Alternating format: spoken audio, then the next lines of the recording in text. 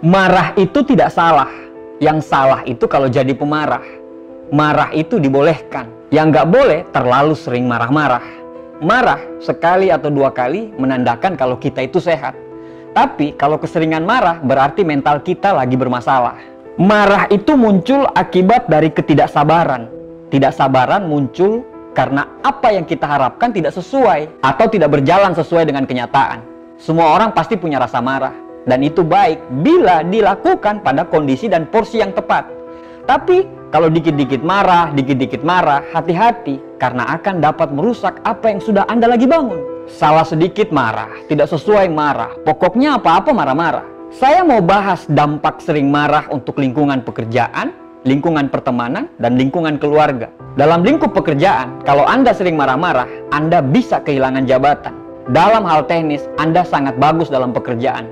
Tapi, bila Anda tidak menguasai emosi, Anda tidak akan bisa menjadi pemimpin. Kalaupun Anda menjadi pemimpin, Anda mungkin ditakuti, tapi jangan pernah berharap untuk dihormati. Untuk mendapatkan pekerjaan, mungkin skill yang kita punya bisa memudahkan kita untuk mendapatkan pekerjaan itu. Tapi untuk naik ke level jenjang yang lebih tinggi atau jabatan yang lebih tinggi, Anda butuh yang namanya leadership atau jiwa kepemimpinan. Dan salah satu syarat untuk menjadi pemimpin yang hebat adalah bisa mengontrol emosi dan tidak suka marah-marah. Kebayang kalau Anda menjadi seorang leader di sebuah tim marketing. Saat omset turun, Anda marah-marah. Salah dikit marah-marah. Semua Anda salahkan. Padahal semua yang terjadi, baik omset itu naik atau turun, ya tergantung pemimpinnya, tergantung nahkodanya. Siapa nahkodanya? Ya Anda sendiri. Hati-hati loh. Orang bisa bertahan di pekerjaannya bukan semata-mata karena uang. Karena uang dia bisa dapatkan di tempat lain. Kalau dia tidak nyaman, dia bisa berhenti dan Anda bisa kehilangan tim. Pemarah itu sangat tidak disukai oleh teman-teman satu tempat kerjanya. Menjadi rekan kerja aja dia tidak cocok, apalagi menjadi seorang pemimpin. Kalaupun dia bisa memimpin, mungkin kakeknya yang punya perusahaan itu. Dia mungkin ditakuti, tapi dia tidak akan pernah dihormati. Orang akan iya, nje di depan dia, tapi di belakang dia akan dihujat habis-habisan. Intinya, ada dua cara orang bereaksi terhadap masalah dalam lingkungan pekerjaan. Yang pertama, dia suka marah-marah. Yang kedua, dia lebih memilih diam dan mencermati apa yang sebenarnya terjadi. Mending memilih diam deh, karena diam nggak akan bisa ketebak arah pikiran kita kemana. Tapi kalau marah-marah, bisa ketebak arah pikiran kita kemana. Kenapa singa lebih ditakuti daripada anjing? Karena anjing suka sekali menggonggong, sedangkan singa lebih banyak memilih diam. Dalam lingkungan pertemanan, kalau Anda suka marah-marah, Anda akan kehilangan banyak teman. Ya pastilah, mana ada orang yang mau berteman dengan orang pemarah. Orang gak bakal nyaman lah. Ada beberapa hal sehingga Anda dijauhi teman. Yang pertama terlalu sibuk, yang kedua terlibat urusan cinta, yang ketiga tidak tahu cara meminta maaf, yang keempat beda prioritas, dan yang kelima adalah suka meremehkan dan suka marah-marah. Coba lihat sekitar kita, berapa banyak kasus pertemanan yang bubar karena marah-marah. Banyak sekali. Pertemanan itu adalah saling mengisi dan saling menerima. Tapi bukannya harus ngomong begini, kan mereka tahu saya itu pemarah, mereka harus terima dong. Ya nggak gitu juga, kelemahan itu ditutupi, bukan diumbar-umbar.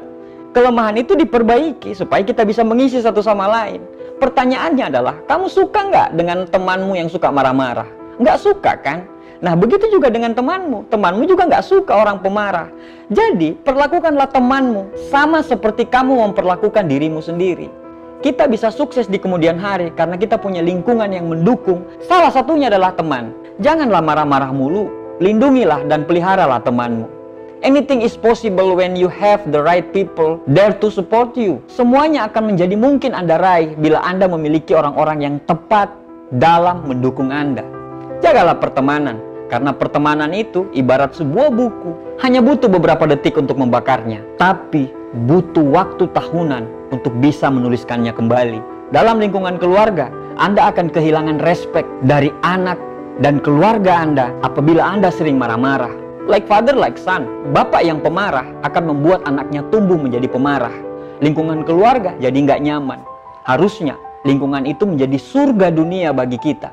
Karena kita suka marah-marah, akhirnya surga itu menjadi neraka bagi keluarga. Bagi para ayah atau suami, coba kita bayangin.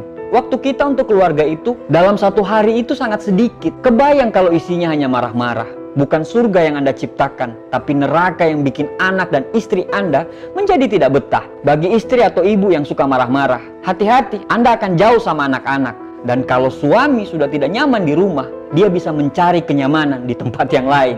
Anda akan dicap sebagai ibu atau ayah yang pemarah. Akibatnya, anak-anak Anda menjadi takut.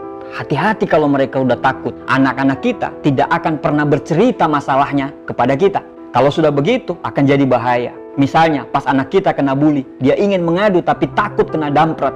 Akibatnya apa? Depresi. Dan bila anak-anak kita sudah depresi, hati-hati. Dia akan melakukan hal-hal di luar kontrol kita. Pas anak kita nilai matematikanya selalu jelek, kita marah-marah. Padahal bisa jadi dia lemah di matematika, tapi mungkin dia kuat dalam mata pelajaran yang lain. Anda tidak bisa memaksa seekor burung elang untuk lomba berenang dengan ikan cupang, kan? Sifat yang baik lebih bernilai daripada pengetahuan, uang, atau kehormatan bagi seseorang yang memiliki sifat tersebut. Jangan sampai sifat pemarahmu menghancurkan apa yang sudah Anda bangun. Jangan sampai sifat pemarahmu bisa menghilangkan rasa cinta keluargamu. Jangan sampai sifat pemarahmu bisa membuat Anda bisa kehilangan teman. Berubahlah, tidak ada kata terlambat. Dewasalah, karena ciri-ciri kedewasaan adalah bisa mengontrol rasa marah. Berubahlah dari sekarang, atau Anda bisa kehilangan semuanya.